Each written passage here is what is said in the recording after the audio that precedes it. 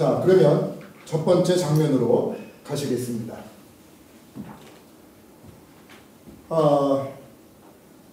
조선이라고 하는 나라.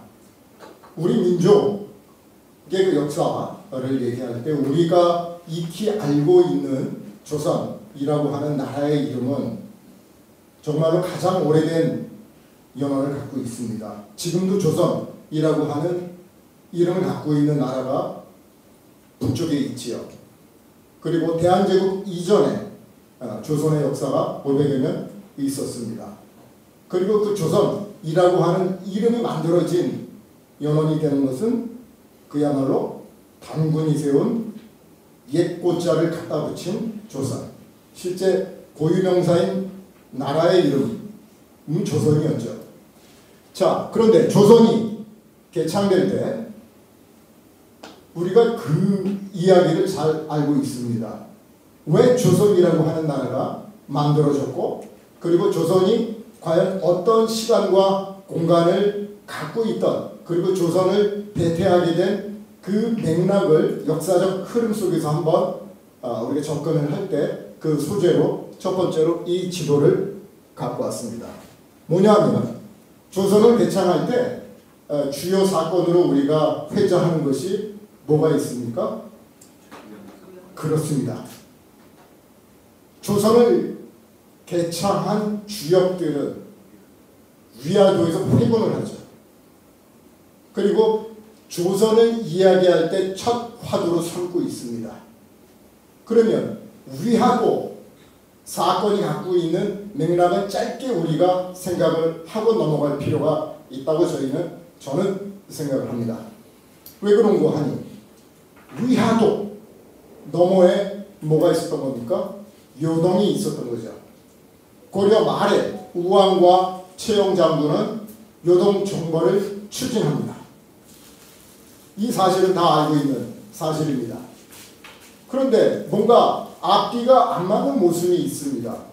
그럼 요동 정벌을 한다 그랬을 때 그 요동 정벌을 만들어낸 계기가 됐던 것은 명예 주 원장이 요동 지역에 철령위를 설치하겠다고 하니까 이거는 우리 주권 침해다 해서 요동을 치러 가게 되는 거죠.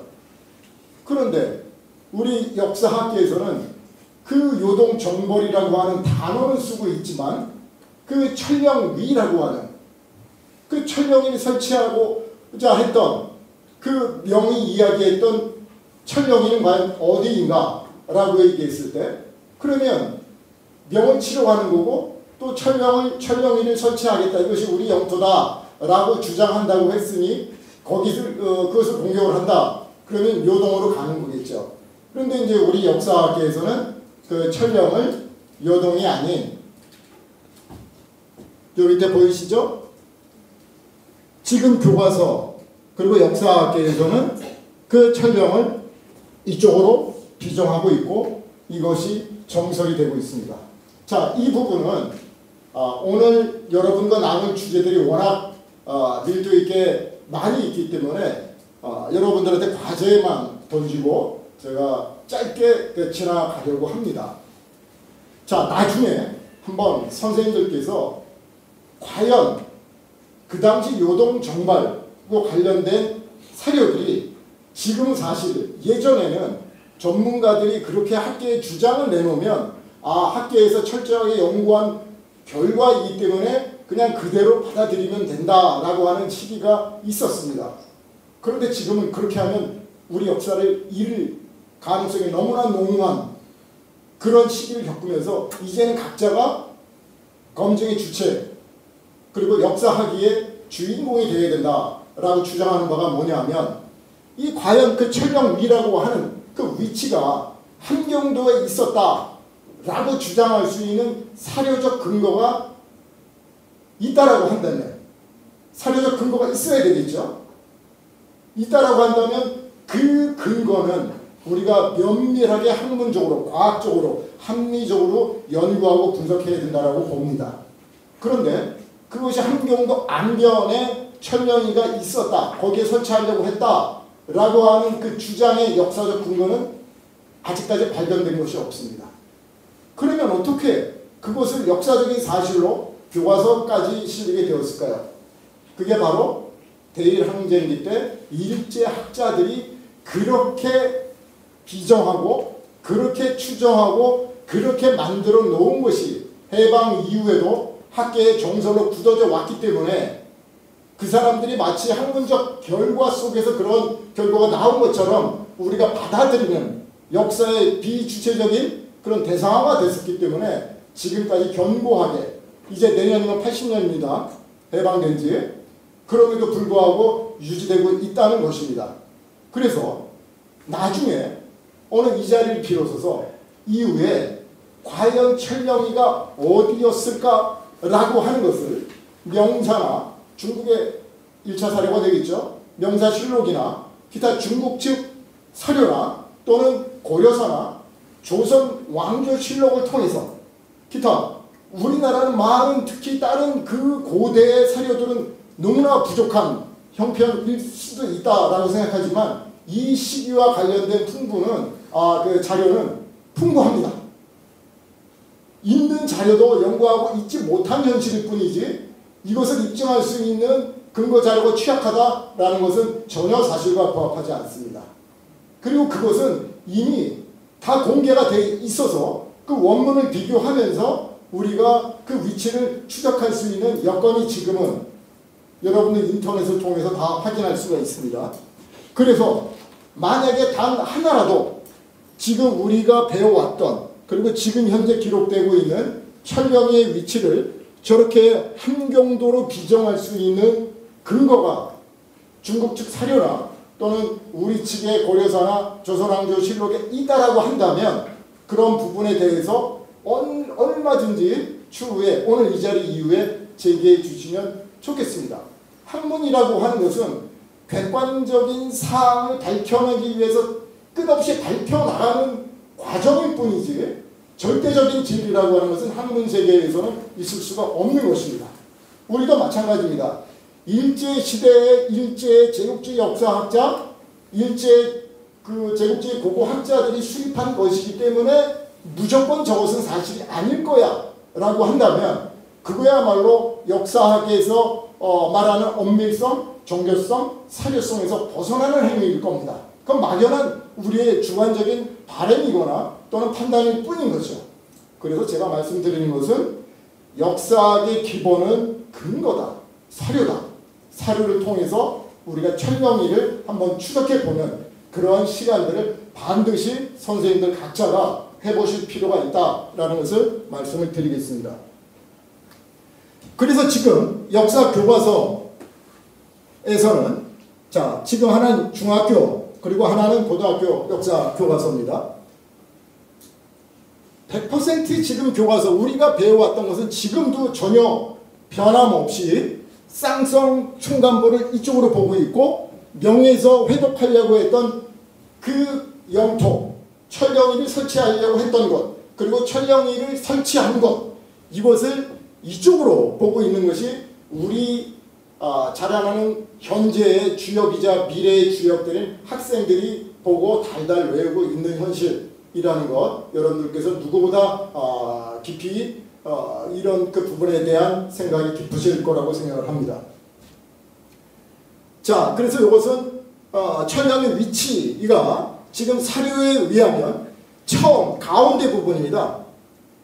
명나라가 설치 처음에 하려고 했던 위치가 지금 현재의 압록강 북쪽에 있죠. 그리고 1393년도에 철령이가 옮겨집니다. 그러나 교과서에는 함경도 원산 옆으로 비정해 놓고 있는 거죠. 근데 그 비정의 근거들이 없다라고 하는 것을 제가 현재까지는 역사학의 방법론에 이거 있을 때는 없다. 자, 우리가 어떤 주장을 하려고 하면 어떤 학자가 이렇게 주장을 하더라 라고 하는 것이 근거가 될 수는 없습니다. 그것도 일제시대에 일제제국주의 역사학이 또는 그런 고고학을 했던 학자들이 그 당시 일제의 침략 의도와 반대되는 또는 거기에 부합하지 않는 역사학을 학문적으로 추구했다라고 하는 것은 우리가 기대할 수가 없는 거겠죠. 자, 그러면 처음에 제가 말씀을 꺼냈던 위화도도 한번 철경이, 요동정벌과 함께 또 한번 우리의 과제로 인지했으면 좋겠다 해서 이렇게 간단하게 준비를 했습니다. 자, 조선왕조 실록에 보면 위화도 회군과 관련해서 이런 기록이 있습니다. 짧게 보겠습니다. 5월 1388년입니다. 대군이 압록강을 건너서 위화도에 머무르니 도망하는 군사가 길에 끊이지 아니하므로 우왕이 소재에서 목 빼도록 명하였으나 능히 금지시키지 못하였다. 이렇게 되어 있습니다. 자, 밑에 원문과 비교해서 볼까요? 자, 여기서 보면 대군이 압록강을 건넜습니다. 건넌 겁니다. 자, 우리가 역사학기를 할 때 첫 번째는 뭐냐면 우리의 주체적인 물음이에요. 질문입니다. 사료에 압록강을 건넜다라고 써 있으면 도대체 압록강은 어디인가? 라고 하는 공간의 문제에 대해서 우리는 천착해서 연구하고 분석해야 됩니다.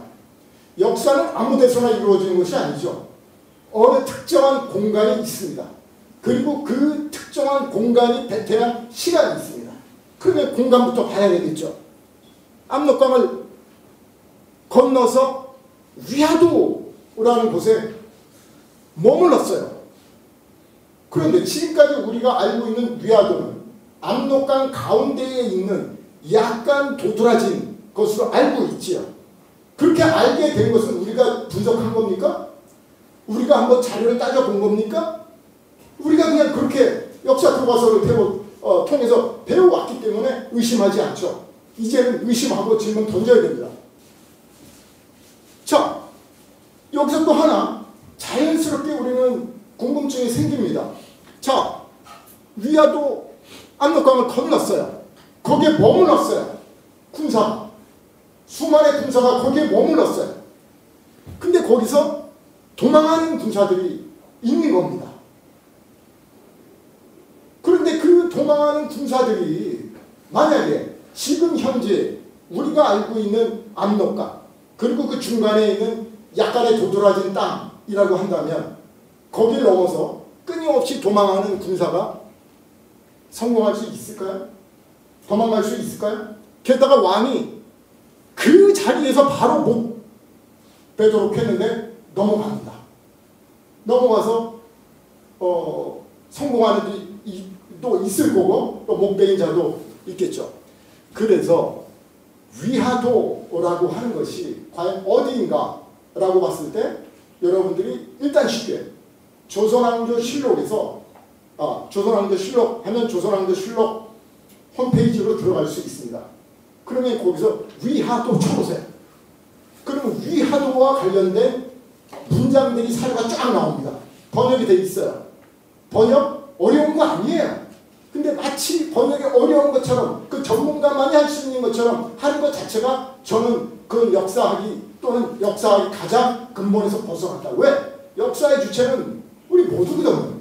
전문가만 해석권을 갖고 있다? 이거는 말도 안 되는 겁니다. 세계 역사에서도. 자, 그랬을 때 위화도 관련해서 그 위화도가 과연 어디에 있는가에 대해서 오늘 이 자리에서 오늘 제가 제기하는 이런 그 사안이 과연 지금 현재 압록강에 있다라고 단정할 수 있는 문장이 있는가? 단 하나라도 있는가? 아니면 그 전에 압록강이 원래 그 중국 측 사료나 우리 고려사에서 지금 현재 압록강보다 훨씬 더 저 북쪽에 있는 요하 이것을 사료적 기록에 의거하면 그게 압록강이었다. 압록이었다. 그리고 거기에 살고 있던 사람들이 이동하면 그 이름을 또 갖고 오죠. 그리고 강 이름이나 산 이름이라고 하는 것은 하나만 꼭 한 군데만 있는 것은 아닙니다. 그랬을 때 지금 현재의 그 위화도라고 하는 것이 현재 우리가 알고 있는 압록강이냐라는 부분은 분명히 역사학계에서 공간의 문제가 절대적으로 중요한 전제이기 때문에 각자 고민을 하시고 거기에 대해서 연구하시면 그 연구야말로 굉장히 소중한 연구가 될 것이다. 이렇게 저는 강히 확신을 합니다. 조선을 개창합니다. 자, 원래 오늘 그 주제는 조선 후기입니다. 근데 후기를 논하려면 조선의 초기를 우리가 검토하지 않을 수가 없습니다. 왜? 후기에는 이런 조선이 됐는가에 대한 우리의 성찰이 있어야 되기 때문에 이렇게 약간 번거롭더라도 이렇게 요동정벌부터 가는 겁니다. 자, 여러분들 1388년도에 위화도에서 회군합니다. 자, 회군하고 나서 자, 그것을 현대적인 용어로 뭐라고 얘기합니까? 쿠데타라고 하죠. 쿠데타를 하고 조선 개창 바로 된 거 아닙니다. 조선 개창은 그로부터 더 시간이 소요가 되죠. 근데 그 시간이 소요되는 동안 혁명 주체 세력은 역성혁명을 추진했던 그 주창 세력들은 어떻게 버티고 있었을까요?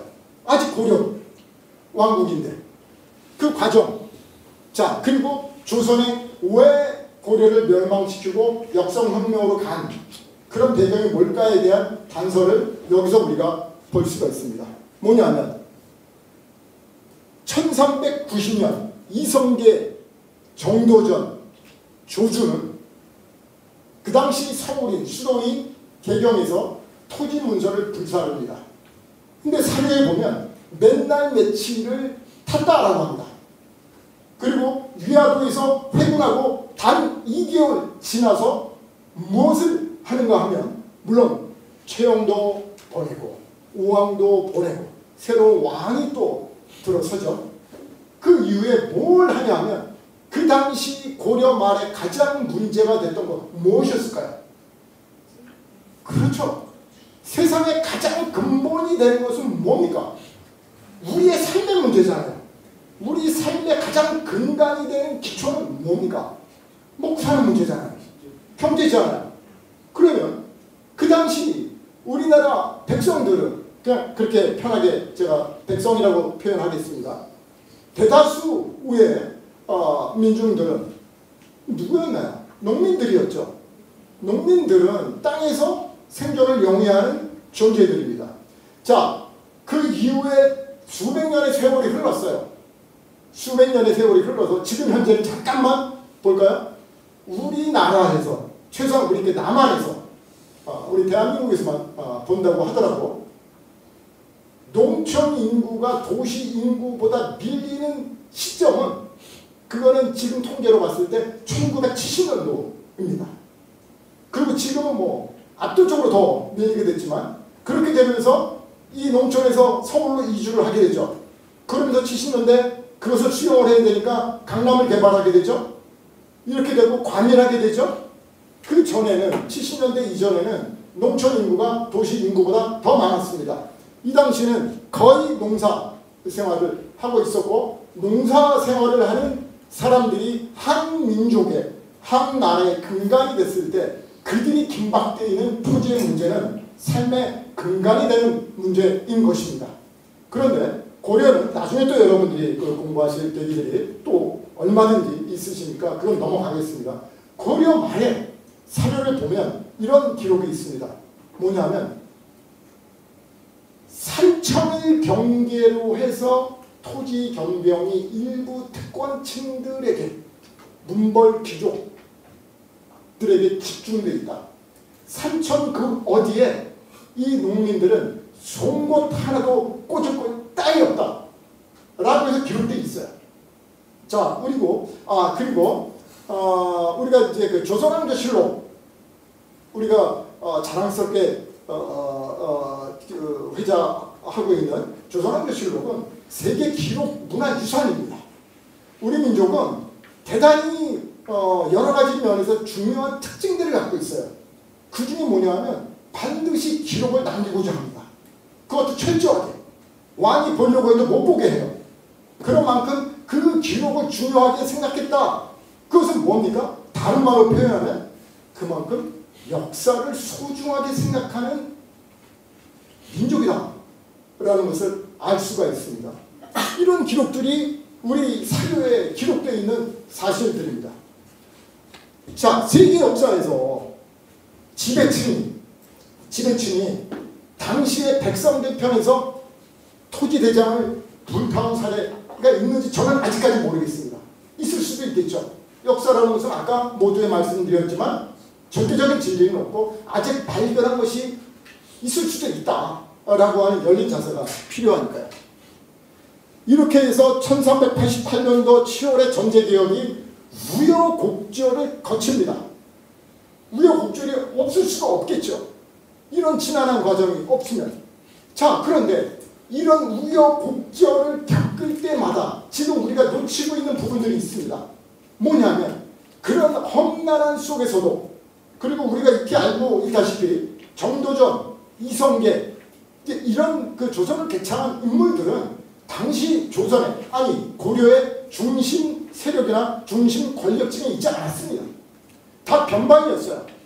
그리고 정도전은 더더욱 그 전에 유배 생활을 하죠. 유랑 생활을 하고 부인이 나주에 가 있는, 나주도 그냥 나주가 아닙니다. 현재의 나주는 우리나라에서 지금 정말 이 서울 수도권 중심으로 해서 나주의 위상도 떨어져 있지만 예전의 나주는 지금의 나주보다 위상이 훨씬 높은 곳이었어요. 근데 거기서도 나주의 중심에 있는 것이 아니고 당시에 천민들이 사는 거예요. 그런 불악에 거주하고 있었습니다. 거기서 정도전은 그야말로 어마어마한 깨달음을 느낍니다. 아, 이거 나라를 이거 이대로 둘 수는 없구나. 이거를 바꿔야 되겠구나 하는 그런 그 우리가 오늘날 생각하는 역성혁명의 결과가 또 역성혁명으로 이어지는 주요한 주체가 됐죠. 정도전이라고 하는 인물이. 그런 사상을 쓰라린 9년여 유랑생활을 통해서, 그 밑바닥 생활을 통해서 철저하게, 나중에 뒷부분에 뉴라이트 얘기가 안 나올 수가 없는데요. 왜냐하면 조선 후기의 망국과 지금 뉴라이트는 그들의 연결되어 있습니다. 자, 이 사람들은 그 뉴라이트 중에 한 축이 또 뭡니까? 80년대, 90년대 소위 말해서 막시즘을 공부하고 또 학생운동과 노동운동을 했던 사람들이 이쪽에 또 주역으로 참여하고 있지 않습니까? 저는 그렇게 보고 있습니다. 근데 그 사람들은 철저하게 정말 낮은 곳에서부터 이 생활의 형편들을 몸으로 깨우쳤다라고 한다면 그렇게 쉽게 변절해서 뉴라이트로 그런 사상에 빠져들기가 쉽지 않을 거다고 해. 우리는 그러한 사례를 정도전 그리고 이성계를 통해서 역사를 통해서 배운다는 게 그런 거 아니겠습니까? 자, 그래서 1390년 1월 새로운 토지 대장을 반포합니다. 양전 사업을 하죠. 그래서 아까 그 질문으로 다시 돌아가면 그 우여곡절을 겪으면서도 놀랍게도 그게 이어질 수 있었던 것, 토지 문서까지 태울 수 있었던 것까지 가는 것, 그 힘은 뭐였을까요? 바로 백성들의 지지죠. 백성들의 지지가 있었던 거예요. 근데 백성들이 무장을 했습니까? 언론을 갖고 있었습니까? 조직화되어 있었습니까? 그렇지 않음에도 불구하고 그것은 정말 이 민심이 이 당시에 어떠했는가라는 것도 우리도 막연히 그냥 건조한 사실만 있으면 역동치고 있는 그 당시에 살아있는 역사는 우리가 모를 수가 있습니다. 어떻게 성공할 수 있었을까라는 것을 그 당시에 대표적인 인물을 통한 이 사람의 어떤 영웅적인 역할, 이전에 그 영웅적인 역할은 그냥 일어나지 않습니다. 그 지지하는 세력이 있고 지지하는 토대가 없을 때 절대 영웅이 될 수 없습니다.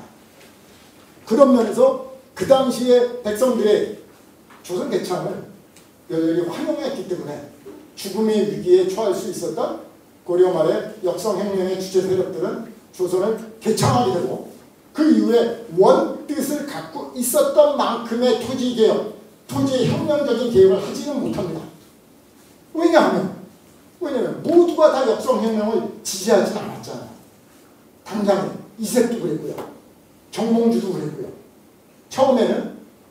처음에는 뜻을 같이 했던 소위 말해서 신진유학파들이 결국은 역성혁명까지는 원하지는 않았지 않습니까? 여기에서 얼마나 치열한 너 죽고 나는 너가 살면 내가 죽고 내가 살면 네가 죽고 라고 하는 치열한 그런 또 권력 다툼이 왜 없었겠습니까? 그 부분은 또 그것대로 또 있겠죠.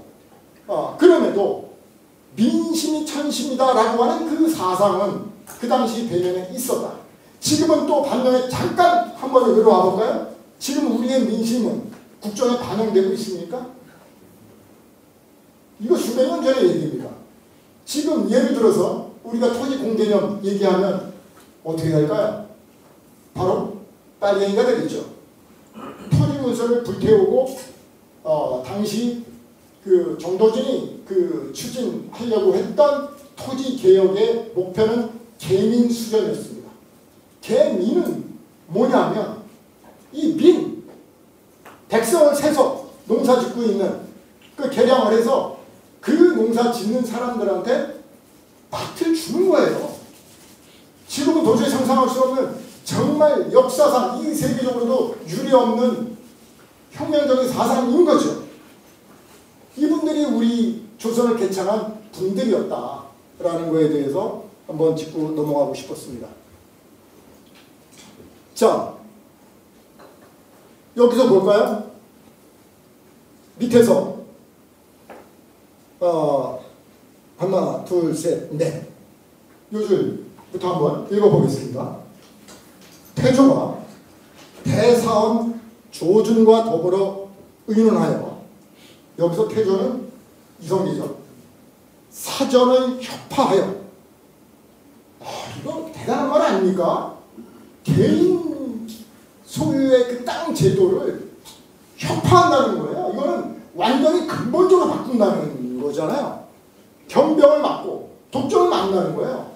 근데 우리는 지금 뭡니까? 독점, 어떻게 하면 독점을 더 하게 할까? 반대로 가고 있지 않습니까? 이 시대의 정책과 비교하면 백성의 생업을 수하게 하는, 이게 근간입니다. 경세재민의 근간이 되는 것. 인간 삶에 어떤 인간 세상이 와도 가장 기초가 되고 무엇보다 우선해서 추진해야 될 것은 백성의 생업을 후하게 하는 거죠. 이렇게 하니 조정과 민간에서 크게 기뻐하고 민심이 더욱 따르게 되었다라고 하는 것이, 예를 들면 20세기 소위 말하는, 또는 20세기 이전에 근대 서구의 민주주의, 또는 20세기의 서양의 무슨 뭐 여러 가지의 사상, 그거 이미 다 우리가 실행했던 우리 역사에서 이런 사실들을 눈 감고, 언제부터 우리가 꼭 서양에서 이론을 수입을 해서 그런 사상이 우리도 받아들이면 좋겠다 라고 해서 이른바 근대라고 하는 표현을 쓰고, 강화도 조약 이후로 그게 비록 문제가 있었으나 그로부터 개항을 하고 우리가 근대화로 접어들었다 라고 하는 그러한 맥락 속에서 빠져드는 우리 역사관의 함정이 있다라는 것을 단편적으로 말씀드리고 그 다음으로 또 가보도록 하겠습니다. 자, 그리고 개창한 세력이 그때 가졌던 사상을 잠시 검토할 필요가 있습니다. 왜냐하면 이것은 조선 후기를 보기 위한 나름대로의 일단 검토 단계다, 이렇게 생각하시면 되겠습니다. 자, 여러분들, 우리 그 민간에서요, 이제 무속에서 보면 무속에서 제일 많이 모시는 신이 누군가요? 최영장군이지 않습니까? 최영장군이잖아요. 그런데 이제 뭔가 이상하지 않아요? 최영은 조선 개창 세력에 의해서 죽음을 당한 인물이에요. 근데 지금도 한번 볼까요? 인간상 그렇게 다르지 않습니다. 지금 나와 다른 정적이라 그 사람뿐만 아니라 가족까지 거기에 그냥 뭐 부감찬시도 할 수 있으면 부감찬시 어떻게든 하려고 하겠죠. 그런데 어떻게 최영은 이 민간에서 최고의 신령으로 떠받드는 그런 존재가 됐을까요? 그리고 우리가 또 한번 그것도 생각해 봐야 됩니다. 비록 최영은 그 당시 조선 개창 세력에 의해서 죽음을 당했지만, 그럼에도 불구하고 최영의 모든 것을 부정하거나 그것을 매도하거나, 그리고 그 모든 것들을 없었던 것으로 원점으로 또는 완전히 짓밟아버리는 그런 역사적 행위는 하지 않았습니다. 자, 최영과 이성계는 지금 우리나라 역사에서 가장 존경하는 인물을 꼽으라. 그러면 단연 지금도 남녀노소 불문하고 1, 2위를 다투는 게 제가 알기로는 조사 보면 세종대왕, 이순신 장군 이렇게 나오죠. 자, 세종대왕 이야기는 이따 또 아니 나올 수가 없습니다. 이순신 장군 뭐 백전백승 돌아가실 때까지 사망할 때까지 백전백승 정말 놀라운 그 영국의 넬슨 장군인가요? 뭐 해군의 어떤 추앙받는 존재로 이렇게 막 존중을 하니까 이순신 장군에 비하면 자기는 아무것도 아니다 라고 인정하는 장군이 있는데 이순신 장군과 똑같이 당시 고려 후기에 백전백승했던 장군이 있어요. 그게 누굽니까? 이성계와 최영입니다. 그 당시에 나중에 한번 이성계 조선 창업주와 관련해서도 사료를 한번 보세요. 보면 물론 용기어천가라고 하는 그런 측면에서 우리가 걸러낼 건 걸러내야 되겠죠. 왜냐하면 조선을 개창했고 지도계급이니까 무비판적으로 다 볼 수는 없겠죠. 그러나 팩트 자체는 그것까지로 가지는 않습니다. 그런데 거기서 보면 수백 개의 그 왜군의 침범, 침탈이 있습니다. 왜군과 싸워요. 이성계가 나가서 단 한 번도 진 적이 없습니다. 여러분들 싸움에서 가장 중요한 것은 뭘까요? 일단 기세입니다. 기세에 몰리면 그 상대를 당할 수가 없어요. 일단 압도당하는 거예요. 이성계가 떴다. 그러면 정말 이 목숨을 걸고 달려왔던 왜군들이 일단 기세는 꺾입니다. 한 번도 거기서 패배한 적이 없어요. 그 정도로. 최영도 백전백승입니다. 그래서 고려 말에 가장 신망이 높았던 무신들이다. 이렇게 볼 수 있습니다. 그리고 그 당시 전장에서 함께했던 정말 목숨과도 같은 동지입니다. 그런데 정치적인 노선을 둘러싸고 부딪히게 된 거죠. 그래서 여기 나오는 것처럼 이렇게 이야기를 합니다. 이렇게 얘기를 하죠. 태조가 최영에게 말하기를 이 같은 사변은 나의 본심에서 나온 것은 아닙니다. 어떤 개인적인 권력력은 아니라는 얘기죠. 요즘 우리 현대사 자꾸 이렇게 오가면서 교차할 필요가 있어요. 지금은 권력을 개인적인 사심에 의해서 하는 일이 너무나 많잖아요. 대의, 국가가 편치 못하고 인민이 피곤하다는 겁니다. 지금 현재. 물론 인민이 피곤하다라고 하는 것은 하나의 자기의 논리일 수 있겠죠.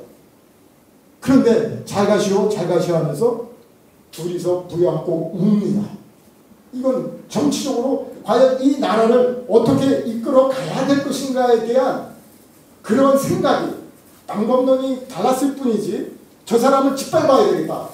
그래서 철저하게 다시는 저런 사상과 저런 인물이 이 땅에서 발붙이지 못하게끔 만들어야 되겠다라는 차원은 아니었던 거죠. 그렇다고 한다면 최영은 어떤 인물이었습니까? 요동정벌하겠다고 하는 인물이었지 않습니까? 그러면 이성계가 위화도 회군에서 지금 작은 나라로서 큰 나라를 치는 것은 불가하다 어렵다라고 한 것은 그 당시에 정치적인 논리였다라고 생각할 수 있는 거죠. 자기의 명분이었다. 그 당시에. 그것도 우리가 세밀하게 한번 정교하게 학문적으로 검토할 필요가 있다라는 것을 또 한번 제기를 하겠습니다. 이겁니다. 자, 명과 4대 외교를 합니다. 그런데 이때의 4대 외교는 지금 우리가 이야기하는 4대주의 이렇게 등치시키면 안 된다라고 생각을 합니다. 뭐냐면 저 당시에는 명을 중심으로 한 국제 정세가 있고 세계가 있었다. 그 속에서 과연 아까 얘기하지 않았습니까? 백성을 후하게 하는 것, 인민의 생업을 돌보는 것, 이것이 나라 지도자의 모습이다 라고 했을 때, 그랬을 때 그런 백성의 안위를 위해서 정치적으로 선택하는 사대, 이것을 우리는 사대주의로, 지금과 같은 논리로 그대로 저 잣대를 들이대는 것은 좀 곤란하다라고 하는 말씀을 드리고 싶습니다. 아니나 다를까 제 이런 주장을 뒷받침할 수 있는 사례들이 곳곳에 있습니다. 뭐냐 하면 중국 그 명나라의 태조가 계속 의심을 합니다. 너희들은, 여기서 너희들은 누굽니까? 조선을 건국한 주체인 이성계, 전도전. 너희들은 호시탐탐 때가 되면 우리를 치려고 하는 야심과 계획을 품고 있다라고 하는 의심을 놓지 않습니다. 계속 전도전의 압성을 요구를 합니다. 자, 그래서 이후에 세 번째 줄 볼까요? 자, 요동정보를 추진하지 않고 위화도에서 회군한 그 주체 세력을 믿지 못했던 거죠. 그때 명에서 왕자의 난으로 이성계가 왕위를 물려줍니다. 그리고 정도전이 죽습니다. 자, 그러면서 이 명에 대한 강경론이 수그러듭니다. 그래서 이후에는 명예는 사대하고 일본 등 이웃과는 교린하는 정책을 그 당시에 이 국제 정세 하에서 취했다라는 정도만 말씀을 드리겠습니다. 자, 어쨌든 조선이 개창하게 된 것은 고려 말에 토지 문제와 긴박한 그런 문벌 세력의 독점과 전횡, 여기에서 백성들은 정말 고통에 처해 있던 이런 상황들을 발판으로 해서 그 민심을 등에 업고 조선이 개창할 수 있었다라는 것까지는 우리의 추론이나 바람이 아니고 사료를 통해서 얼마든지 증거할 수 있습니다. 그걸 다 확인을 해보는 시간을 갖기를 제가 말씀을 드립니다. 자, 그럼 넘어가겠습니다. 이거는 방금 전에 말씀 드린 부분입니다. 그래서 그 당시 우리가 그냥 스치고 지나가는 한 단어 사대교린이라고 하는 것은 국내의 백성들의 그 민생에 기반해서 추진하려고 했던 그런 과정이 있었기 때문에 고려를 뒤엎고 조선이 개창될 수 있었고, 그리고 조선이 개창이 돼서 고려 말에 횡행했던 여러 사회적 모순들이 바로 잡히게 되고, 그리고 전세도 고려의 10분의 1로 줄게 되고, 그리고 그 세력을 농민이었던 백성들이 지지하고 하는 이런 그 속에서 세종이라고 하는 조선의 명군이 나올 수 있는 그런 기반이 있었던 거지. 세종대왕 개인만의 축출한 능력으로 해서 그 시대가 있었다라고 하는 것은 우리는 그렇게 접근 안 하죠.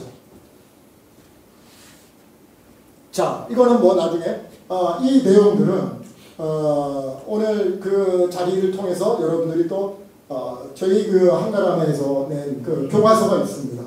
교과서의 그 수록된 내용들에서 이거 한번 보셨으면 해서 일부를 제가 여기에 보여준 거고, 아까 그 지부장님께서 또 사무국장님께서 이제 말씀하시기를 이번 그 강연을 통한 그 자료들은 또 여러분들을 위해서 준비되고 있다라고 하는 말씀을 드렸습니다. 그래서 그거를 또 참고하시면 오늘 이야기들이 상기되실 거다 생각해서 넘어가겠습니다. 자, 세종실록 시리즈를 볼까요? 자, 아까 말씀드렸습니다. 조선왕조 실록은 세계 기록문화 유산입니다. 그것을 세계가 인정한 거예요. 자, 여기에 기록되어 있는 것을 한번 볼까요?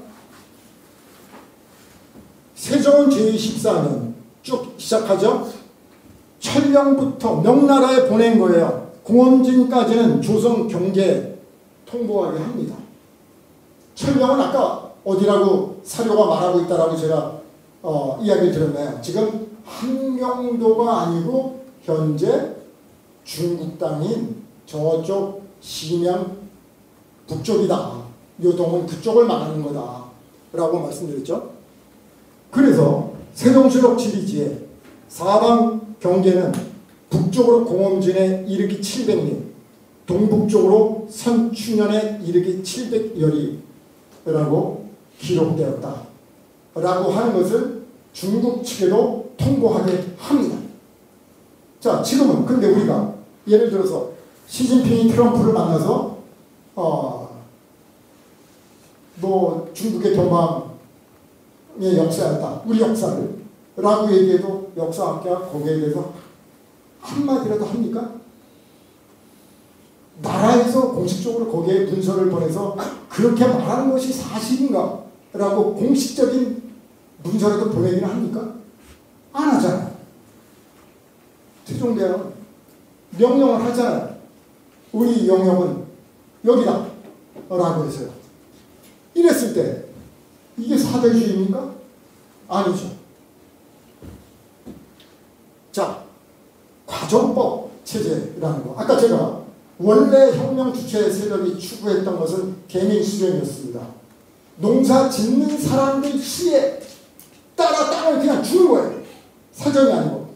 근데 내부에 또 거기에 반발하는 세력들이 있으니까 과정법 체계로 갑니다.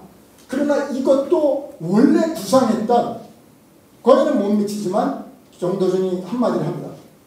원래 실시하고자 했던 거에 정말 못 미치지만 그래도 예전의 제도에 비하면 100만 번이라도 더 나은 체제다 라고 했습니다.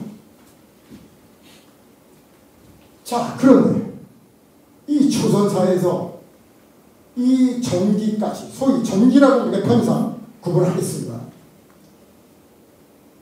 이것을 또 급변시키는 구데타가 있었습니다. 그런데 아까 제가 쿠데타 의아도 거기에 그냥 지금 현재의 개념을 적용해서 말씀드렸는데 그건 대의를 위한 선택이었다라고 하면서 일부러 한번 저희가 살펴봤습니다. 그런데 1453년에 있었던 개유정변, 이것은 과연 어떤 대의가 있었을까요? 그건 자기가 권력을 청탈하고자 하는 권력 욕으로 인해서 결국은 조선이 이제는 초기의 정신에서 멀어져가는 그런 상황으로 접어들었다라는 것을 여러 사료에 통해서 고민해 보려고 한 겁니다. 이거지 않습니까? 일단 첫 번째가 수양대군이 쿠데타를 성공시켜서 첫 번째 한 일이 뭡니까? 공신들의 나라를 만드는 거예요. 백성들의 나라가 아니잖아요. 백성들의 나라와 정반대되는. 그러니 고려도 초창기는 그러지 않았습니다. 점점 후기로 가서 그런 병폐가 생겨서 결국은 고려가 망하는 과정에 결과적으로 도달했을 뿐인 거죠. 공신들은 다시 막대한 토지와 노비들을 부상으로 받게 된다. 그건 누구 겁니까? 백성들의 것이잖아요. 그리고 그걸 통해서 고려를 멸망시키고 조선이 개창되었던 건데 이것을 다시 되돌리는 사건이 바로 개유정변입니다. 그 특권이라고 하는 것이 어느 정도까지 갔는지 보실까요? 세조는 공신은 사형죄를 범해도 마땅히 용서해야 한다. 무소불이죠. 이건 정말 그 조선 개창한 이 세조의 그 선조인 이성계가 보면 땅을 치고 통곡할 일입니다. 그 자손들까지도 또 되도록 형벌에서 면제는 지금 누구도 성역에 있잖아요. 그렇게 국민들이 조사하려도 안 하잖아요. 국민들이 지탄해 해도 안 하듯이 그 시스템을 이 당시에 또 만드네요. 그러니 역사라고 하는 것이 소위 말해서 진화사관에 입각해서 일직선으로 진화한다? 그건 머릿속에 이론이 있는 거죠. 이렇게 후퇴합니다. 태종이 피해 수청을 합니다. 그래서 개인적으로는 아버지도 추출하고 형제도 죽이고 뭐 아내 그렇게 사랑했던, 그리고 태종이 있기까지는 그 아내가 있었어요. 태종만큼 더 이상 강했던 지략가가 그 아내입니다. 왕이었어요. 거기까지 그 형제까지 다 죽이지 않습니까? 그 왜 그랬겠어요? 죽이고 싶어서 자기 개인의 권력도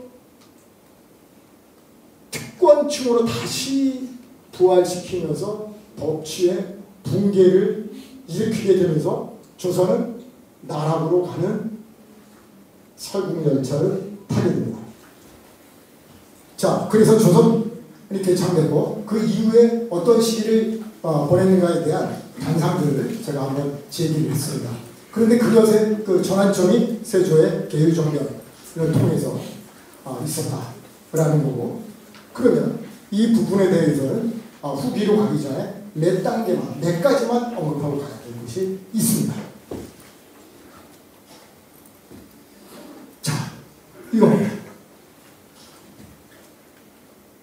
자, 요동정변에 반대했다. 이성계가. 그런데 명예, 태조는 조선 개창 세력을 저 사람들은 언제든지 나를, 우리를 칠 준비가 되어 있는 사람이다 라고 의심을 놓지 않았다 라고 얘기했죠. 자, 근데 우리 사례에 보면 이렇게 되어 있습니다. 태조 즉위 다음 달 단군을 동방에서 최초로 천명을 받은 임금, 태조 즉위 다음 달입니다. 기자는 처음으로 교환을 일으킨 임금을 높여 평양부에서 시제를 지내게 했다. 태종 12년에는 단군을 기자묘에 합사하도록 했다. 자, 우리는 대항쟁기를 거치고 80년 가까이 됐어도 단군을 어떻게 평가하고 있고 단군의 역사를 어떻게 바라보고 있습니까? 교과서에서 그것을 믿을 수 없는 허구적인 신화로 그렇게 인지하도록 가르치고 있습니다. 삼국유사에 의하면 뭐뭐라고 했다라고 마치 남의 얘기하듯이 교과서에 그렇게 소개를 한 겁니다. 그것도 안 한다고 우리가 많이 문제 제기하니까 그렇게 라고 했다라고 하는, 그리고 실제 우리 역사는 저것은 허구적인 신화고 그 이후에 낙랑군을 통한 중국의 영향, 그리고 중국에서 온 위만의 집권으로 우리 역사가 시작되었다라고 하는 타율성과 정체성의 역사를 우리는 교과서에서 암기하고 시험 봐서 소위 말하는 대학에 진학하고 공무원이 되고 있는 현실을 우리는 목도하고 있습니다. 자, 우리가 사대주의라고 비판할 수도 있는 측면이 지금 역사적으로는 있을 수가 있어요. 그럼에도 불구하고 이 엄연한 사실이 있었다는 것. 기자가 아닌 단군은 그것도 동방에서 최초로 천명받은 임금, 중화민족이 아니고, 그리고 없던 사실을 만들어내서 그렇게 기록하지 않는다는 것, 누차 강조해도 지나치지 않을 겁니다. 그것을 다시 우리가 그 배면을 생각할 필요가 있다는 겁니다. 자, 그러면 태조와 태종을 이은 세종은 어떻게 있습니까? 자, 정초는 기자는 임금의 자리에서 남면하고 단군은 동쪽에 있는 것이 불합리하다면서 단군 사당을 따로 지어야 한다라고 주장을 하니까 세종이 어떻게 합니까? 단군 사당을 따로 지어서 받아들입니다. 신의를 조선 단군으로 써서 민족의 개국 시조임을 천명을 합니다. 자, 우리가 높이 평가받고 있는 세종, 우리가 지금 남녀노소 아까 말씀드렸다시피 우리 역사에서 가장 존경받고 있는 인물, 그러면 세종 하는데 우리가 이런 사실들은 잘 모르고 있었어요. 자, 그분들은 뭘 소중하게 생각했습니까? 우리 민족의 역사를 소중하게 생각한 겁니다. 그 속에서 과연 백성들의 안위가 있다는 것. 자, 제가 아주 오래전에요, 중국 몽골입니다. 답사를 간 적이 있었어요. 그랬더니 거기 그 박물관에 가는데 몽골에서는 누구를 가장 존경하고 칭송하겠어요? 칭기스칸이지 않습니까? 갔더니 거기 칭기스칸 영토를 지도를 쫙 그려놨어요. 동그래요. 그게 이제 그 몽골 천하였던 거죠. 전체가 유라시아에서 저 유럽에서 아시아 끝까지 황색이야. 단 하나만 조그맣게 황색이 아니에요. 고려입니다. 이런 정신이 있기 때문에, 이런 정신이 흘러 예를 들어 이것을 학교나 언론을 통해서 홍보를 합니까? 계몽을 합니까? 그런 시대가 아니에요. 그래서 제가 아까 시작하면서 오늘 여러분들이 여기에 계신 것은 여러분들의 개인적인 계획과 결단도 있지만 그 배경에 흐르는 뭔가가 있을 수도 있다. 최소한 있기에 이 자리에 있다라고 하는 그런 계기도 한번 생각해 보시길 바라겠습니다. 이렇게 조선초는 역사석을 편찬합니다. 자, 고구려 시조 동명왕을 당군과 합사합니다. 자, 이렇게 쭉 조선 초기에 편찬한 동국사략, 동국세명가, 응제시주, 삼국사저려, 동국통한 등 모두, 제가 모두라고 표현한 수식어는 그냥 쓰지 않습니다. 모두도 아닌데 모두라고 하면 그건 왜곡이죠. 단군은 민족의 시조로 서술했습니다. 그 이후에 기자가 온 것으로 서술했습니다. 주관적인 바램으로 아하, 단군이 있고 기자가 있었으면 좋겠다라고 서술하는 나라가 아니다라는 것을 말씀드렸죠. 이는 국가에서 편찬한 세종실록 지리주와 동국여지 승남도 마찬가지였다라는 겁니다. 예외 없이. 그래서 모두라고 하는 표현을 제가 여기에 썼습니다. 그런데 아까 세종 쿠데타 일으키고 나서 한 일이 뭡니까? 그 전까지 내려왔던 단군과 관련된 역사서들을 수거하고 압수하는 명령을 내립니다. 그건 뭐예요? 이 땅의 왕이, 이 땅의 그 민생을, 백성을 먼저 생각하는 것이 아니고 정통성이 없으니까 벌써 중국을 눈치를 보는 거죠. 수거하게 합니다. 자, 그래서 우리가 그 전에 많은 사서들이 있었지만 이때 대대적으로 수거 압수령을 내립니다. 그것을 만약에 민간에서 소유하고 있다라고 한다면 어떻게 될까요? 죽음을 당하겠죠. 이런 시기가 사료에 기록되어 있습니다. 자, 그 다음 이 얘기는 간단하게만 하겠습니다. 그걸 이걸로 하겠습니다. 광해군은 뭐라 하죠? 개해정변은 1623년 소위 우리가 인조반정이라고 하는 그 사건을 이야기하는 겁니다. 인조반정, 역사는 승자의 기록이라고 하는 말이 상식화되고 있죠. 인조반정은 뭡니까? 인조가 잘못된 것을 제대로 돌려놨다라고 하는 이미 가치 판단이 들어가 있지 않습니까? 그 인조반정이라고 하는 것을 우리가 그 개념 그대로 받아들이는 것은 문제가 있죠. 그래서 우리 역사 교과서, 옥문민을 위한 역사 교과서에서는 개해정변이라고 이렇게 개념을 다시 정리를 해놨습니다. 개해정변의 논리는 이겁니다. 자, 그 광해군을 쫓아내고 인조를 왕으로 등극시킨 사건인데 볼까요? 자, 왕에 대해서는 어떻게 반응하냐면 조선 사대부들의 임금은 명나라 황제라는 겁니다. 이건 뭡니까? 이건 극도의 사대주의죠. 조선 임금은 명나라 황제의 신하라고 보는 겁니다. 광해군은 임금을 배신한 겁니다. 광해군은 임금이잖아요. 그럼 광해군이 임금을 배신했다는 것은 뭐냐면 명예 황제를 배신했다는 거예요. 근데 광해군은 그 당시 청과 명예 국제적 정세 속에서 우리 민족, 우리 백성, 우리 나라의 이익을 도모했잖아요.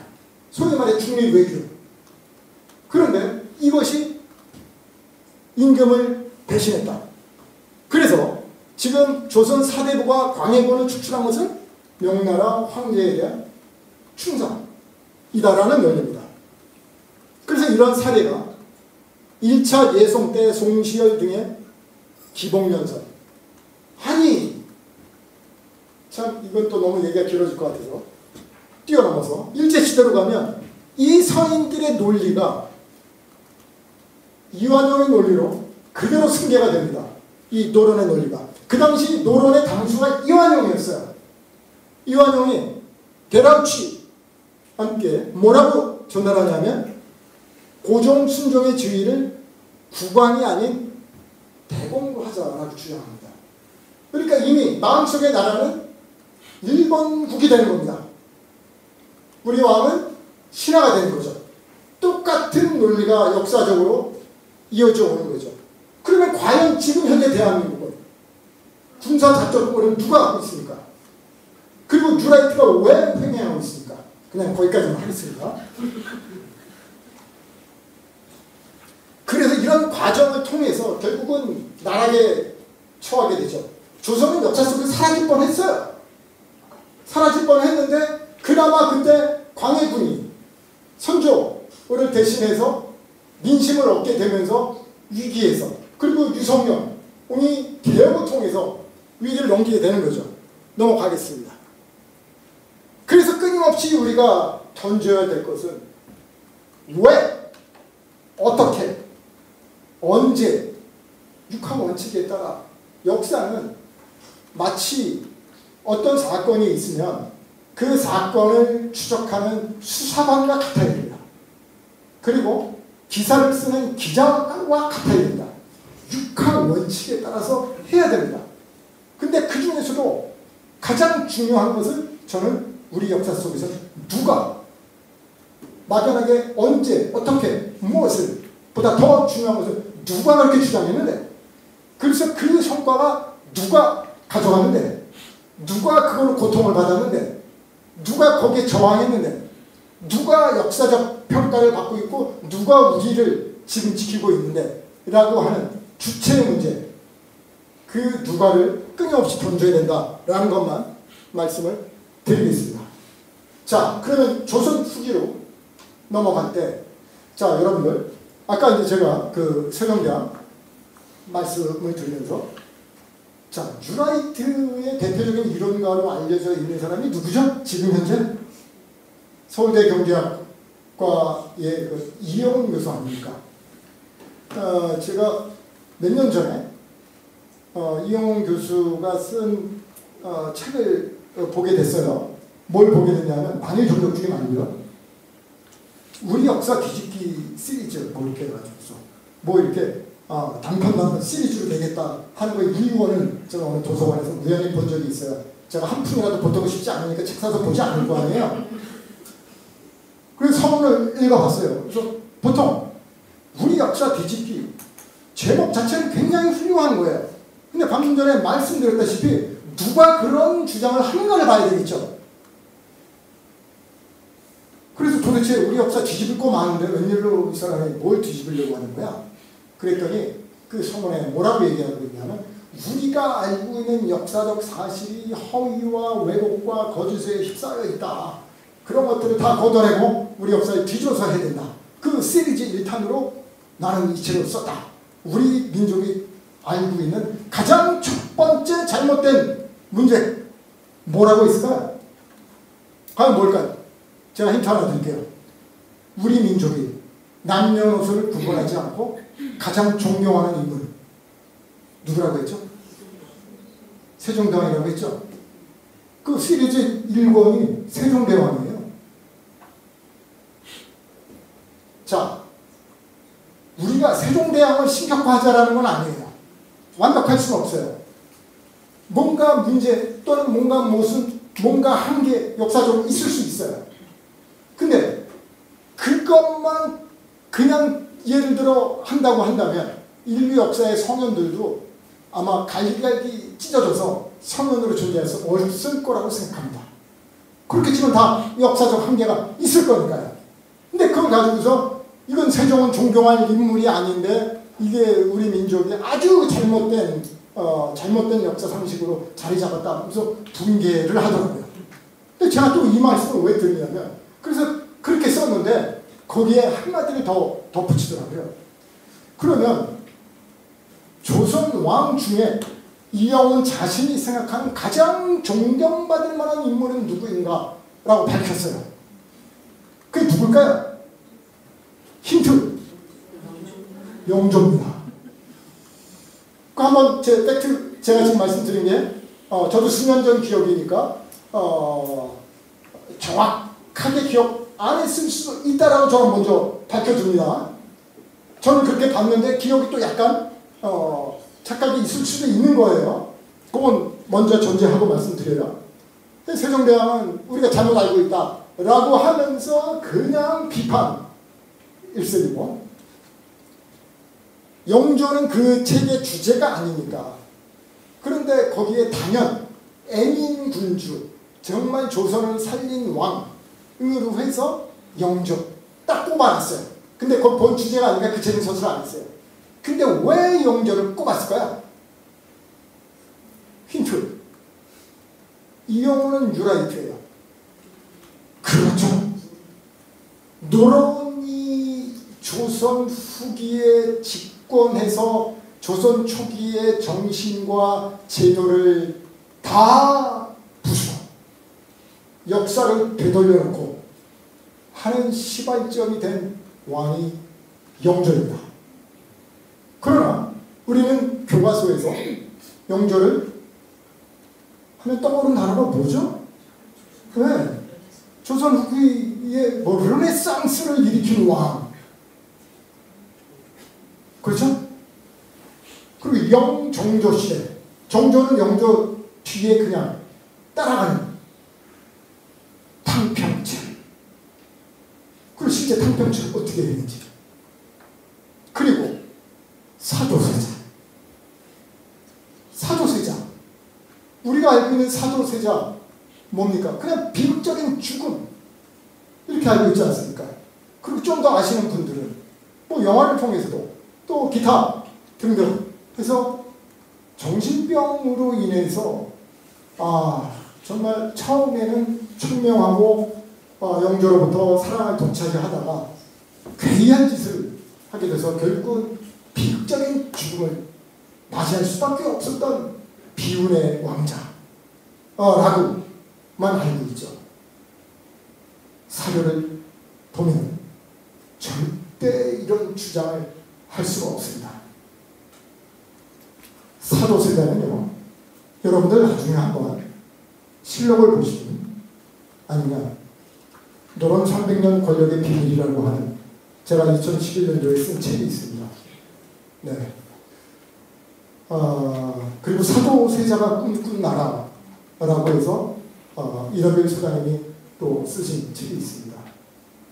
그 책을 보시면 사도세자가 왜 그 당시에 죽음을 당할 수밖에 없었는가, 그리고 죽음 이후에도 왜 철저하게 부관 참시당할 수밖에 없었는가, 그리고 영조는 왜 교과서를 통해서 조선을 르네상스로 이끈 군주로, 성군으로, 그리고 이영훈은 영조를 조선 최대의 군왕으로 그렇게 칭송할 수 있는가 라고 하는 그런 문제의식을 접하실 수 있다라고 생각이 듭니다.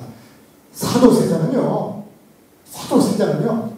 그 당시에 대리청정하고 있었던, 영조를 대리청정하고 있었던 왕이었어요.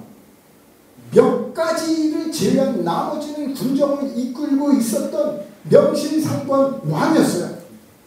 사도세자가. 그리고 그 나이라고 하는 것도 그 당시 이미 성인이었어요. 그런데 죽음의 길로 가요. 왜? 노론에 의해서 철저하게 죽음을 당할 수밖에 없는 상황으로. 왜? 그 당시 노론은 자기의 정적인 소론을 인정하지 않았거든요. 일당 독재거든요. 공전을 허락하지 않습니다.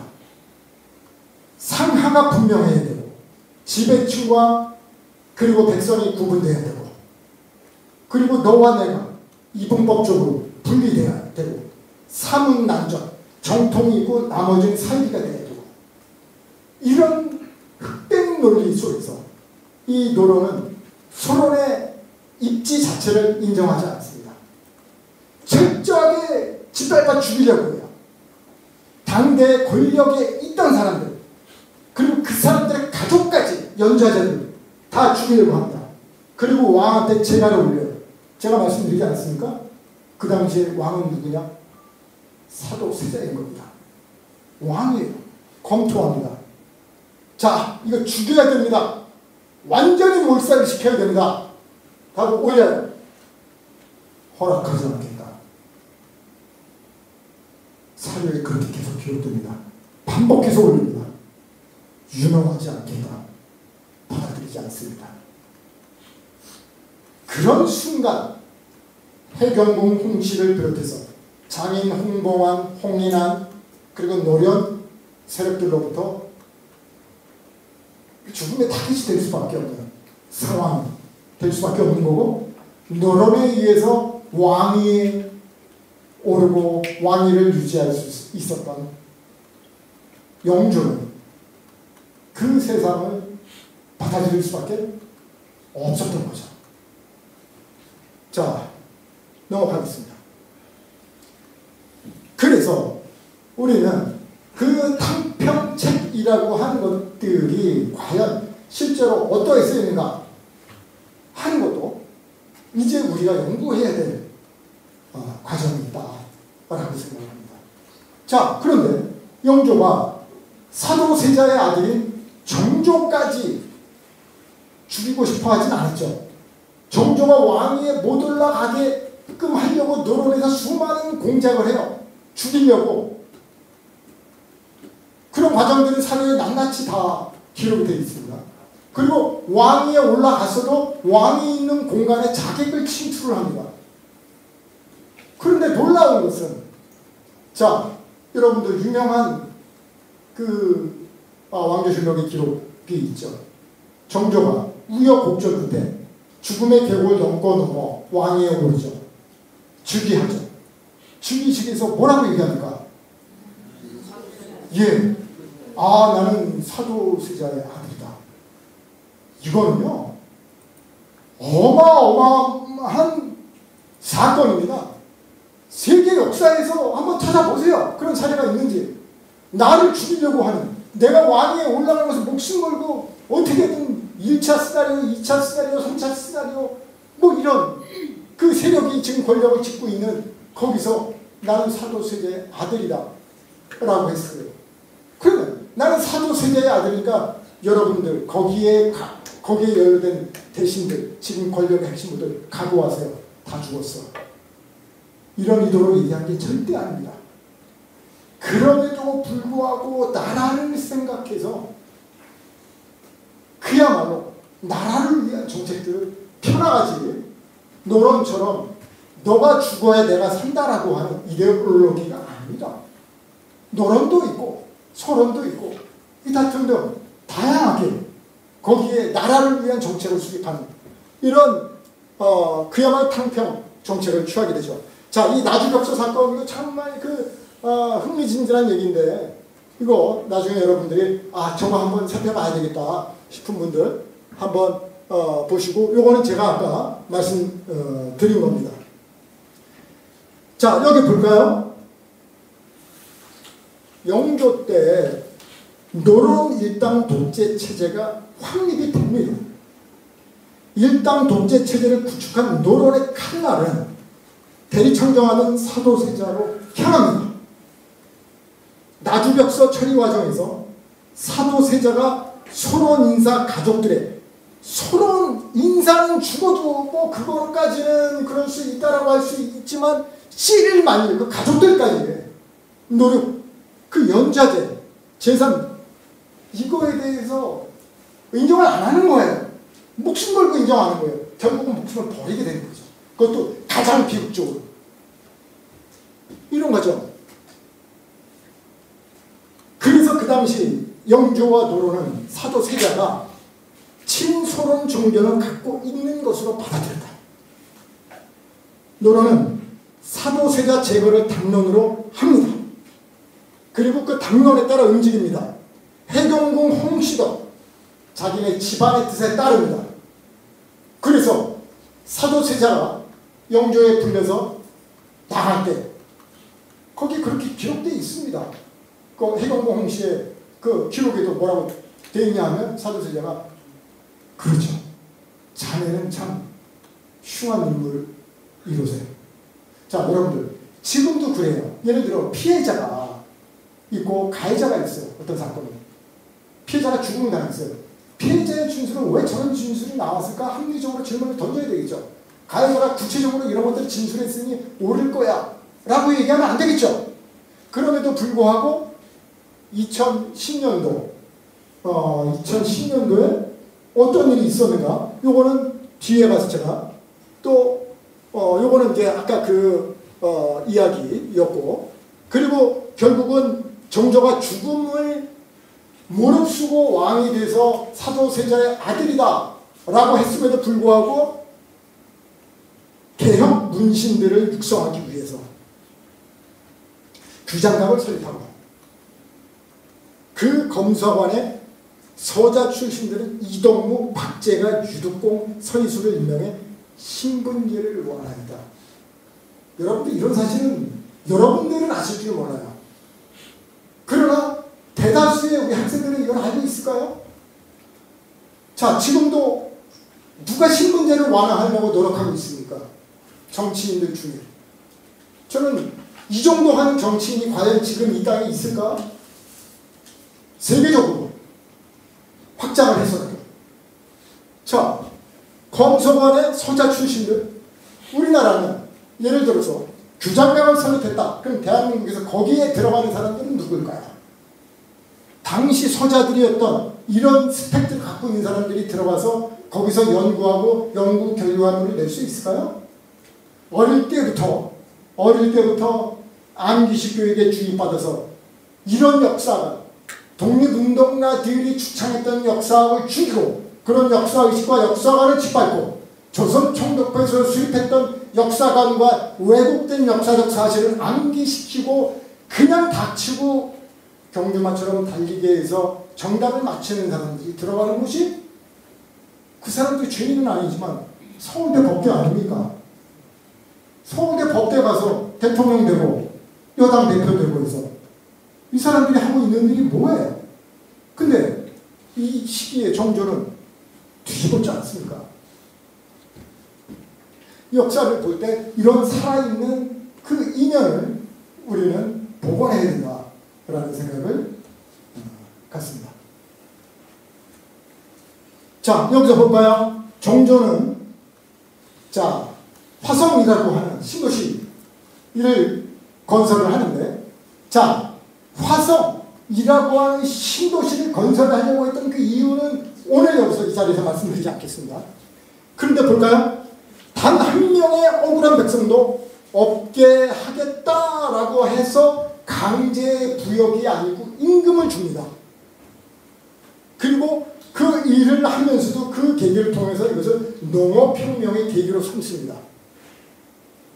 그리고 정조가 일생을 통해서 가장 믿고 의지했던 정치적 동지이자 스승인 최저근의 건의를 받아들여서 금난 정권을 철폐한다. 금난 정권은 뭐예요? 금난 정권은 난전을 못하게 하는 그 권리를 줬다는 거 아니에요? 특권치한테.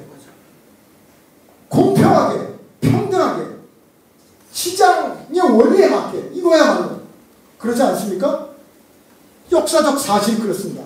금난 정권을 철폐하고 자유로운 상행위를 허용해서 상업을 활성화합니다.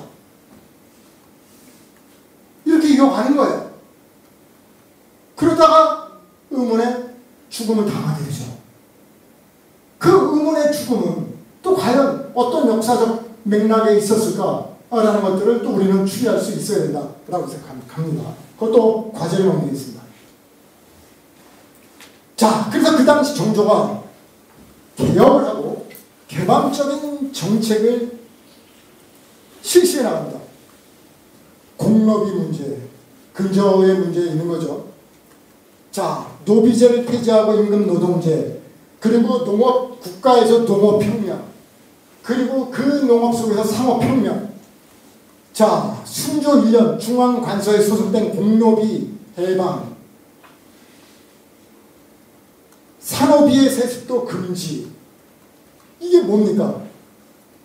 신분평등의 사회로 가는, 이거야말로 민주주의 사회로 가는 그런 아주 획기적인 그 계기들을 정조가 이뤄낸 거 아닙니까? 그런데 이것이 정조의 죽음으로 인해서 다시 그 이후에 노론이 득세하게 되고, 그 노론이 어떻게 해서 일본의 나라를 팔아먹는 데까지 가게 되는가 하는 부분들을 남은 시간 좀 더 이야기하고 여러분들의 또 질문에 대해서 같이 고민하는 시간을 갖도록 하겠습니다. 자, 그리고 아까 말씀드린 것처럼 지금 오늘 이 자료는 또 자료를 해서 강목회에서 이 과정에 참여하신 분들한테 드린다고 했으니까 그렇게 하시면 되겠습니다. 그래서 아까 도대체 이 개혁을 누가 가로막고 있는가 라고 하는 관점에서 역사를 추적할 필요가 있다라는 겁니다. 어떤 사건이 있으면 그럼 사건이 있었구나 라고 거기서 그냥 멈춰버리면 사건의 배후와 맥락과 흐름을 우리는 알 수 없는 거죠. 그러다 보니 결국은 맨 마지막에서 세 번째 줄로 보겠습니다. 자, 이때부터 이제 막 떠나게 되는 겁니다. 조선 땅, 이 땅의 백성들은 떠나게 되는 거예요. 도저히 버틸 수가 없는 거예요. 다시 고려 말에 그 상황이 된 거예요. 자, 그러다 보니 노론 일당 독재는 노론 중에서도 소수 가문이 권력을 독점하는 세도 정치로 또 더 후퇴를 합니다. 이게 더 후퇴해요. 그러니까 역사라는 것이 아까 말씀드린 것처럼 일직선상의 진화는 아니다. 거기서 오르락내리락이 있다. 그리고 오르락내리락 하는데 거기에 사람이 있었다. 그리고 거기에 누군가 그래도 역사에 끊어놓고 있지 않았다라는 것을 말씀드리면서, 그러면서 왕권이 무력화되자 결국 그 당시는 군주국가 아닙니까? 그러니까 결국은 백성들이 직접 봉기에 일어서는 거예요. 19세기 넘어가게 되면. 그래서 홍경래도 일어나고 그 이후에 갑오 농민 전쟁이 일어나고 동학이 일어나고, 어떻게 보면 이 동학이라고 하는 것은 이건 세계사에 정말 어마어마한 사건이에요. 우리가 그 역사의 위대성과 그 중대성을 아직까지 널리 인지하고 못해서 그랬을 뿐이고, 그 당시 조선의 인구가 기록에 의하면 2천만. 근데 동학 관련자가 동학 교도가 200만. 10명 중에 1명이 그 시대에 동학과 연관되어 있다는 거예요. 어마어마한 거지 않습니까? 세계 역사에서 어떻게 또 그런 일이 있어요. 그리고 동학에서 주창한 것들 봐요. 신분제 철폐하고 토지 문제가 뭐며 근간이 되는 모든 문제를 다 직접 제기하지 않습니까? 들고 일어나잖아요. 근데 그걸 어떻게 합니까? 고종, 민비, 이 당시 조선 마지막 그 권력을 가진 사람들이 결국 외세를 끌어들여서 진압하지 않았습니까? 그런 역사가 있었던 거죠. 자, 그런데 지금 동학과 관련해서 이거는요, 동학 배척 통문이라고 해서, 이건 누가 썼냐면 동학을 탄압하기 위해서, 짓밟기 위해서 그걸 조사하러 가는 사람이 한 거예요. 기록한 거예요. 그 곳곳에 가서 본 거예요. 자, 동학 배척 통문입니다. 1863년이에요. 동학이 도대체 어떤 상황인지 조사하러 갈 거 아니에요. 귀천과 등위를 차별하지 않으니 백정과 술장사들이 보이고 남녀를 차별하지 않냐고, 굉장히 중요한 겁니다. 왜? 지금 대한민국 21세기에 귀천과 등이 차별하고 있잖아요. 아닌가요? 백정과 술장사들 차별하고 있잖아요. 남녀, 특히 여성들 차별받고 있잖아요. 유박 집회를 설치하니 호라비와 가부들이 모여들고, 돈과 재물을 좋아해 있는 사람과 없는 사람이 서로 도우니. 자, 있는 사람과 없는 사람이 서로 도왔다는 거예요. 그러니까 가난하고 궁핍한 사람들이 기뻐했다 라고 해서 동학의 반대 입장에 있었던 정부 측 조사관이 이렇게 기록을 해놓은 겁니다. 근데 아까 말씀드렸다시피 10명 중에 1명이 이런 사상 또는 이런 영향을 받고 있었다는 것은 이게 대단한 역사적 한 페이지였다라고 볼 수 있는 겁니다. 자, 이것도 마찬가지입니다. 반대측 이렇게 기록한 겁니다. 1864년 12월 22일인데 이건 굉장히 더 중요한 얘기니까 한번 눈으로 제가 한번 읽어보겠습니다. 문경세제로부터 경주까지는 400리 남짓되고 고을은 10여 개 정도 되는데 날마다 동학에 대한 말이 들려오지 않은 적이 없었고, 이거 선전관이 가서 하는 거예요. 반대측에서 이걸 진압하려고 하는 사람이. 경주 근처의 여러 고을에서는 그 말이 더욱 심하여 저작거리의 안악녀, 산골짜기 어린 아이들까지도. 대단하지 않습니까? 아니 도해지에 있는 아이가 아니고 산골짜기 어린이까지 동학의 글을 외우면서 전하지 않는 이유가 없다라고 이야기를 하고 있어요. 이건 동학 측에 있는 사람이 아니고 이걸 진압하려고 하는 사람이 기록한 겁니다. 말하기를 위천주, 시천주라고 하면서 부끄러워하지도 않고 또한 감추려고도 하지 않사옵니다. 근데 부끄러워하지도 않고 그리고 감추려고도 하지 않는다. 이건 뭡니까? 목숨을 내놓고 한다는 거예요. 이런 역사, 대단한 역사인 거죠. 그래서 이런 역사가 있었음에도 불구하고 결국은 나라를 팔아먹는 세력이 있는데, 그게 두 번째, 이완용 등이 세 번째 줄 볼까요? 이완용이 당수로 있습니다. 노론에. 개유정변 이후에 집권 노론과 이용구, 송병준 등의 일진에 같은 친일 매국노들을 시켜서 이른바 합방을 찬성하게 사주를 합니다. 나라를 팔아먹는 데 조직적으로 가담합니다. 그래서 팔아먹고, 이것도 이제 일본 측의 그 조선총독도 그 기록입니다. 이게 뭐라고 그 기록되어 있냐면 1910년 10월 76명의 한국인에게 자기와 막대한 인사범을 주는데 그 수작자를 분석해놨어요. 두 가지 흐름을 발견할 수 있는데, 하나는 왕실 인사가 있어요. 이게 한 축이에요.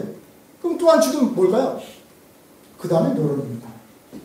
노론이 싹이에요. 나머지 57명 모두 노론이에요. 그러니까 아까 해성년 그 논리 받지 않습니까? 광해군은 왕이 아니고 신하고 명예 신하일 뿐이다. 그래서 우리는 그런 불충이다 라고 본다고 했잖아요. 그리고 이완용은 데라우치 총감에게 그런 의견을 전달했잖아요.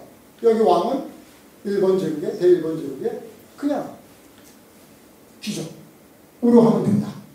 이제 이렇게 하고 돈을 받은 거죠. 그래서 소론 그 이완용이 끌어들인 조정을 제외하는 모든 노력입니다.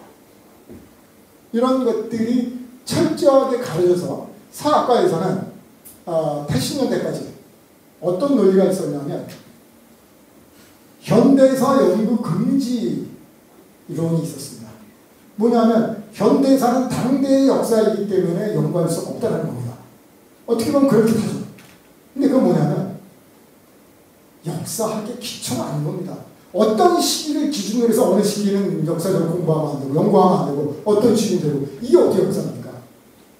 모든 연구는 어떤 것도 제한을 둬서는 안 되겠죠. 근데 현대사를 연구 금지한다? 그건 뭐냐? 현대사에서 탑 시크릿, 현대사에서 밝혀지면 안 되는 것들이 있어야 되기 때문에 그러한 논리들을 주창하고 유지한 세력들이 있겠죠. 그게 역사학계의 주류 세력이었다라고 이제 보고 있는 겁니다. 자, 그런데 이 당시 제가 제목을 이렇게 달았습니다. 이완용보다 더한 사람들이 지금 우리와 함께 이 땅에 숨을 쉬고 있다는 겁니다. 뭐냐면 이완용은 어떻게 보면 19세기 인물이잖아요. 그리고 20세기에 그런 정신, 잘못됐지만 뭔가 판단을 잘못할 수 있어요. 그 당시엔 최고의 지식인이었어요. 근데 어느 역사를 봐도 지식인들은 그렇게 금방 변절해요. 근데 그 당시 그야말로 키친에 있는 민중들은 저항이 있지 않습니까? 그 사회를 혁신하려고. 자, 이종찬 광복 회장님이 이거는 굉장히 중대한 제기를 하셨어요. 자, 이거 한번 또 제가 읽어보겠습니다. 정부가 근본적으로 1948년 건국절을 추구하려는 태도를 바꾸지 않는 한 광복계는 광복절 행사에 나갈 수 없다. 이렇게 했습니다. 그리고 이분이 뭐라고 또 말씀을 회장님께서 말씀하셨냐면 한국에 있는 반역자들이 일본 우익과 내통하여 오히려 전전 일본과 같이 가고 있다는 위기감이 들었습니다. 라고 인터뷰에서 말씀을 하세요. 자, 제가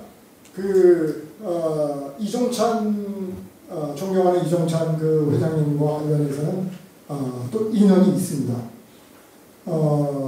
2014년도에 식민사 개최 국민운동 본부라고 하는 조직을 통해서 우리가 우리 역사의 그 당시 동북아 역사 지도 문제 등등 비롯해서 정말 심각한 이 역사학계의 문제들을 국민 세금을 통해서 우리 역사를 녹여하고 있는 문제를 바로 잡아야 되겠다 해서 감사원에 감사를 요청하고 우리 시민들이 보다 우리 역사의 진실을 많이 알 수 있도록 하는 단체를 구성하자 해서 식민사 개최 국민운동 본부를 만들었어요. 그리고 그 당시 상임의장을 이종찬 회장님께서 맡으셨어요. 자, 그리고 그 당시 학술회장을 이덕일 소장이 맡으셨어요. 그리고 그 당시 본부의 대변인을 제가 맡았어요. 자, 그리고 제가 맡은 역할이 대변인이기 때문에 상임의장님과 많은 이야기를 교감하고 또 상임의장님의 말씀을 들어야 되고 또 전달을 해야 되는 그런 위치에 있었습니다. 그러면서 몇 년간을 지내면서 제가 정말 이게 정말 무당 이회영 선생의 그 가풍이라는 게 정말 이게 정말 대단한 거구나 라는 것을 저는 느꼈어요. 이렇게 보면서 한마디 한마디를 해도 군더더기 없고 그리고 굉장히 우회적으로 편하게 하시는 거예요. 예. 근데 올해 이 광복절, 건국절 이야기를 하면서 이런 표현을 쓰시는 걸 보면서 참 얼마나 정말 그 분노하셨으면 이런 표현을 쓰실까. 이렇게 표현하지 않겠습니까? 뉴라이트는 밀정입니다.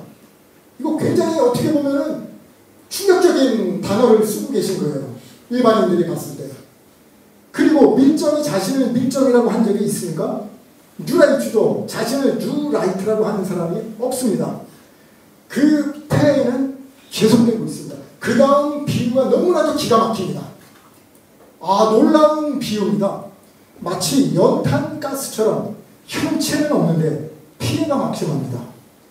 뉴라이트는 독립운동 과정에서 독립운동에 가장 큰 피해를 입히는 심판 밀정입니다.